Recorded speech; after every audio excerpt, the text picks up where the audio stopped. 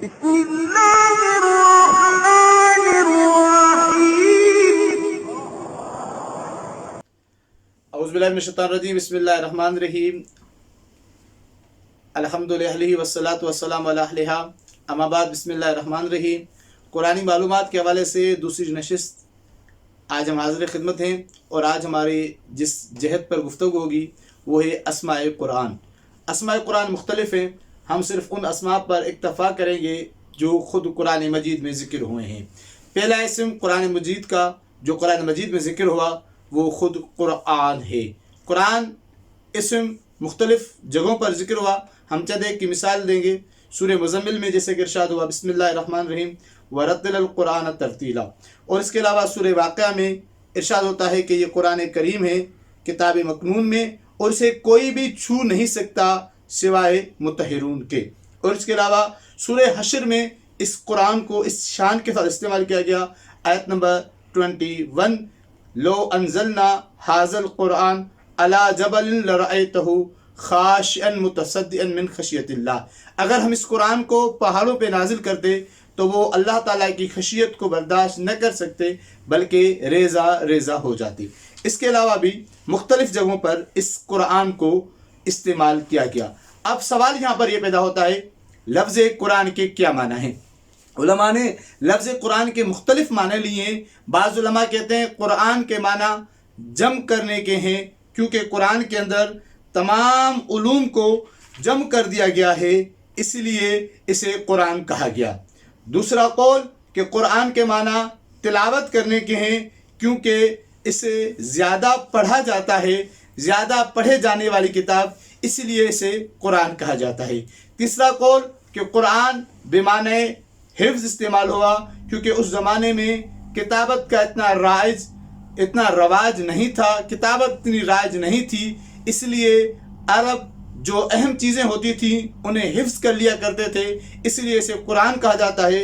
جب بھی قرآن نازل ہوتا تھا رسول خدا صلی اللہ علیہ وسلم حفظ کرتے تھے اور اپنے خاص اصحاب کو اور اہل بیت کو حفظ کرنے کا حکم دیتے تھے۔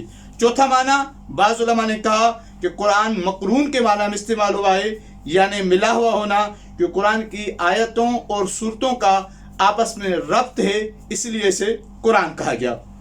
لیکن زیادہ تر علماء کہتے ہیں یہاں پر قرآن پڑھنے کے معنی میں یعنی تلاوت کرنے کے معنی میں استعمال ہوا، اس لیے جب کبھی قرآن بغیر کسی قرینے کے استعمال ہوگا تو قرآن سے مراد پڑھنے والی کتاب، تلاوت کرنے والی کتاب لی جائے گی۔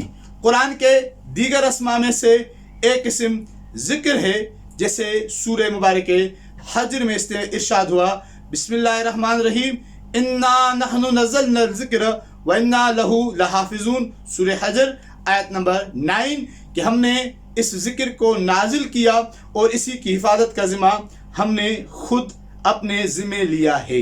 اور سورہ نحل میں ارشاد ہوتا ہے کہ ہم نے ذکر کو نازل کیا تاکہ لوگوں کے لیے ہر چیز کو بیان کر دیں۔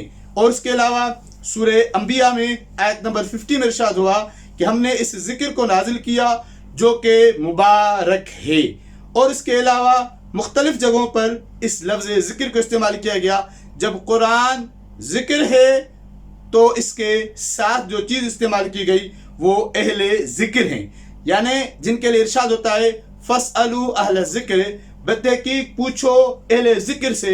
عزیزان محترم، جب اہل ذکر، اب اہل قرآن کون ہوگا؟ جب خود قرآن کہہ رہا ہے کہ اہل ذکر سے پوچھو، اب آپ خود فیصلہ کریں کہ اہل ذکر انہیں ہونا چاہیے جو قرآن تو پڑھیں لیکن احادیث پر پابندی لگا دیں اور ممبروں سے اعلان کروا دیں کہ کوئی شخص بھی حدیث کو نقل نہیں کرے گا، یا اہل ذکر اسے ہونا چاہیے جو ممبر پر بیٹھ کر دعوی سلونی کریں۔ اہل ذکر کسے ہونا چاہیے؟ جسے سورہ بقرہ بھی یاد نہ ہو، یا وہ جو گلے کے کٹنے کے باوجود بھی جن کا سر نوکے سنا پر سورہ کہف کی تلاوت کرتا ہوا نظر آئے۔ تیسرا اسم جو قرآن مجید کے لیے استعمال ہوا وہ الکتاب ہے۔ سورہ بقرہ کے آغاز میں ارشاد ہوتا ہے بسم اللہ الرحمن الرحیم، حروف مقطعات کے بعد ذالک الکتاب لا ریب فیہ۔ اس کے علاوہ سورہ نساء آیت نمبر 105 میں ارشاد ہوتا ہے کہ انا انزلناہ الیک الکتاب، بے تحقیق ہم نے آپ کی طرف کتاب کو نازل کیا. آگے ارشاد ہوتا ہے اس لیے تاکہ اس کے ذریعے سے آپ لوگوں کے درمیان حکم لگا سکیں، فیصلہ کر سکیں. عزیزان محترم، اس آیت سے یہ سمجھ میں آتا ہے کہ قرآن انسانوں کے لیے قضاوت کی کتاب بن کے بھی آئی تھی، جہاں قرآن کے اور کئی کام تھے، اسی قرآن کے ذریعے سے لوگوں کے درمیان فیصلے ہونے چاہیے. اب آپ خود بتائیں اس کتاب کا وارث کون بنتا ہے؟ اس کتاب کا وارث بننا کسے ججتا ہے؟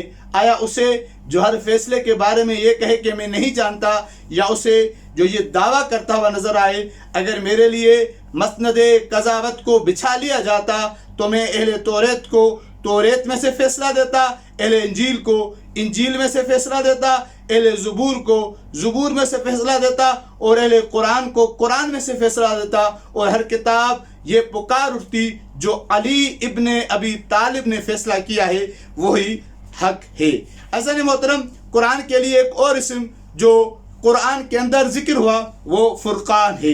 جیسا کہ سورہ انفعال آیت نمبر 29 میں ارشاد ہوتا ہے کہ ہم نے اس قرآن کے لیے لفظ فرقان کو استعمال کیا گیا.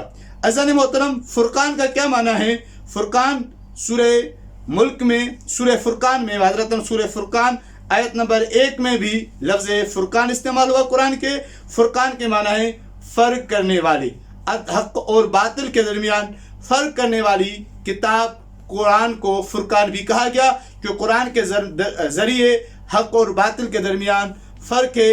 عزیزان محترم، قرآن فرقان ہے، اور رسول خدا صلی اللہ علیہ وسلم کی کئی احادیث کے مفہوم سے ہمیں یہ سمجھ آتا ہے کہ امیر المومنین کی ذات بھی فرقان ہے.